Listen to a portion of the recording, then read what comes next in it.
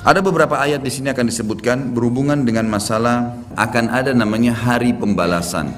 Ada hari di mana kiamat terjadi, artinya habis semuanya. Semua yang kita lihat dan kita tidak lihat di langit, di bumi, di kedalaman lautan, semuanya akan habis.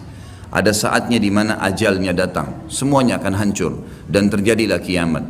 Kiamat ini akan terjadi bila diikuti dengan beberapa tanda-tanda sebelumnya, baik tanda-tanda kecil ataupun tanda-tanda besar. Jadi tanda-tanda kiamat itu ada besar, ada kecil. Tentu kalau tanda-tanda kiamat kecil banyak sekali, banyak sekali. Di antaranya hadis riwayat Muslimnya juga yang berbunyi, kata Nabi SAW, hitunglah 6 tanda-tanda kiamat. Ini kecil. Lahirnya aku, diutusnya aku, dan meninggalnya aku. Berarti sudah ada 3 dan sudah terjadi. Kemudian akan tersebarnya ya, penyakit taun, dan ini sudah terjadi zaman Umar radhiyallahu anhu. Terbebasnya Palestina di zaman Umar radhiyallahu anhu, gitu kan. Kemudian pembebasan negeri Persia terjadi di zaman Umar radhiyallahu anhu, berkumpul semua itu. Jadi 6 tanda-tanda ini sudah kelihatan semuanya. Tanda-tanda kiamat yang kecil sudah terjadi, ada yang sedang terjadi sekarang dan ada yang belum terjadi.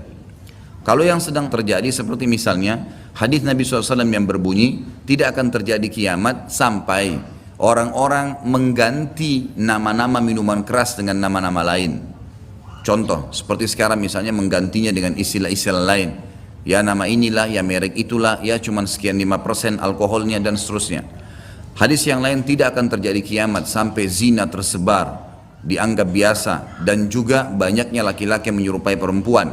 Dan juga minuman keras dianggap sebagai minuman yang biasa. Hadis sahih semuanya. Jadi ini semua kita lihat depan mata kita, sedang terjadi.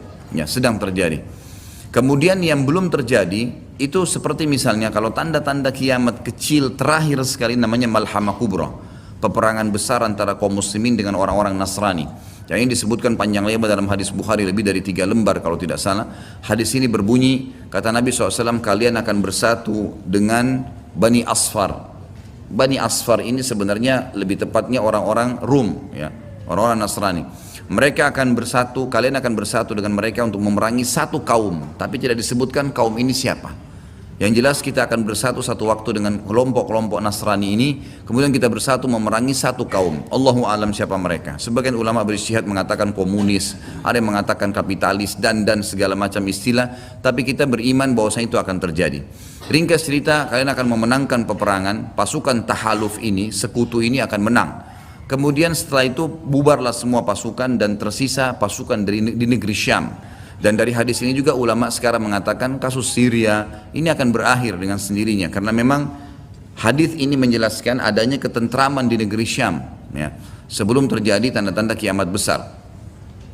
Pada saat itu pasukan muslimin, ya, sedang pulang ke negeri Syam bersama dengan pasukan Bani Asfar ini, ya, suku yang dikatakan dari bangsa Romawi. Kemudian mereka mengangkat bendera salib sambil mengayungkan dan mengatakan, kamilah yang telah memenangkan peperangan ini. Maksudnya kekuatan Nasrani.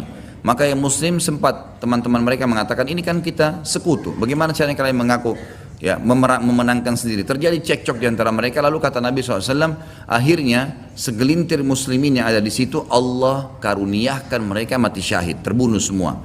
Lalu hari kedua beberapa muslimin bersatu untuk, ya, berperang, dan mereka juga dikaruniakan Allah mati syahid. Hari ketiga berkumpul lagi muslimin untuk mereka berpegang pada satu kesepakatan untuk tidak akan membiarkan bahwasanya orang-orang Nasrani menganggap menang sendiri. Maka akhirnya hari ketiga pun mereka diikram oleh Allah, dikaruniakan syahadah, mati syahid. Nanti hari keempat barulah berkumpul seluruh muslimin dari seluruh penjuru bumi. Lalu terjadilah perang besar antara kalian dengan Bani Ahmar, dan mereka dibawa naungan 80 bendera. Sebagian ulama hadis mengatakan mereka dibawa 80 negara. Jadi perang besar-besaran.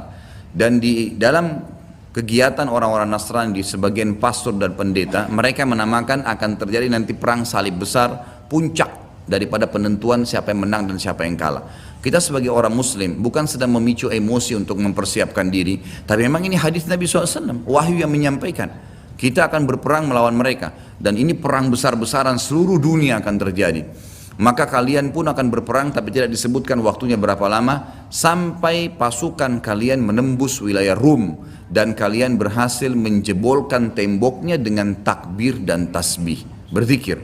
Dan tembok ini sebagian ulama mengatakan adalah Vatikan, karena memang satu-satunya markas orang-orang Nasrani yang menggunakan pintu gerbang. Kalau dibuka dianggap ada sebuah keputusan penting, kalau ditutup berarti sudah segala macam ya yang mereka kultuskan sekarang. Temboknya itu akan rubuh dengan takbirnya muslimin. Sebagian ulama hadis mengatakan karena banyaknya jumlah pasukan sampai akhirnya suara mereka begitu bergemuruh dan akhirnya meruntuhkan tembok itu. Allahu a'lam, itu makna hadis. Kemudian pada saat itulah syaitan, iblis menjelma jadi manusia lalu teriak di tengah-tengah pasukan muslimin berkata, wahai muslimin, Dajjal sudah keluar di tengah-tengah kalian. Dajjal sudah keluar di tengah-tengah kalian. Maka teriakan ini membuat pasukan muslimin, mereka tahu benar pada saat itu hadis Nabi SAW yang berbunyi, diriwayatkan Imam Bukhari Muslim, kalau kalian dengarkan Dajjal keluar di satu lokasi, maka selamatkanlah diri kalian walaupun ke gunung-gunung, gitu kan. Janganlah seseorang dari kalian berkata imannya kuat lalu dia sengaja menemui Dajjal, akhirnya dia menjadi pengikutnya. Jadi para mujahidin tahu masalah itu. Mereka bukan tidak berani, tapi mereka mengikuti sabda Nabi SAW. Maka mereka pun akhirnya pada klub pulang masing-masing. Kata Nabi SAW, mereka pun bubar ke wilayah masing-masing. Pada saat mereka tiba di wilayahnya, ternyata Dajjal tidak ada. Itu berita dusta. Dan pada saat itulah Dajjal keluar. Pada saat itulah Dajjal keluar. Dan Dajjal adalah tanda-tanda kiamat besar yang pertama. Tanda-tanda kiamat besar yang pertama. Jadi ini akan terjadi. Ini sekaligus saya menitik beratkan, ya, tidak bolehnya sembarangan orang ngomong. Sekarang soalnya ada beberapa orang, semoga Allah berikan hidayah, menentukan tahun ya akan terjadi kiamat. Bagaimana caranya menentukan tahun? Ini tanda-tanda depan mata kita masih ada yang belum terjadi. Dan ini peperangan besar seluruh dunia. Ini nggak main-main. Ini bukan perang 1-2 hari. Ini peperangan yang besar sekali, gitu kan?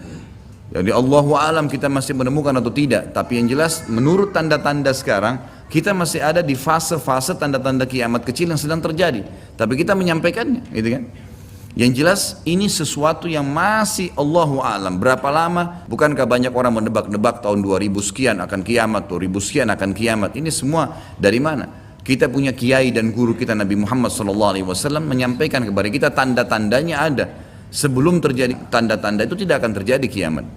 Kemudian kita akan masuk menjelaskan teman-teman sekalian tanda-tanda kiamat besar.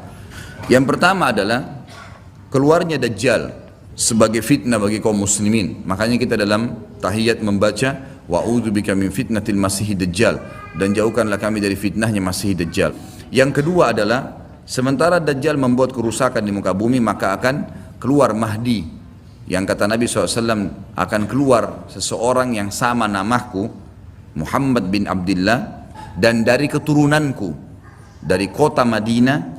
Jadi kan sebagian ulama hadis mengatakan ini kemungkinan dari turunan Hasan. Yang ketiga akan turun Nabi Isa alaihissalam. Pada saat pasukan Mahdi sudah sampai di masjid ya, Menara Putih. Kemudian setelah itu, setelah Isa alaihissalam ya, datang turun kemudian memerangi Dajjal, datang tanda-tanda hari kiamat. Yang keempat adalah Ya'juj wa Ma'juj. Dua suku yang dari anak Adam diciptakan oleh Allah Subhanahu wa taala, tapi mereka berbeda dengan kita. Mereka sangat beringas, memakan semuanya, dan mereka akan membuat kerusakan, membunuh semua yang ditemui. Kafir, beriman, tidak ada urusan. Selain mereka akan dibunuh. Ringkas cerita, mereka akan buat kerusakan dan Allahu a'lam berapa lama di situ. Dan mereka akan mati bukan dengan peperangan dengan kaum mukminin, tapi dengan doa Isa alaihissalam yang berdoa lalu Allah matikan mereka dengan satu kali mati.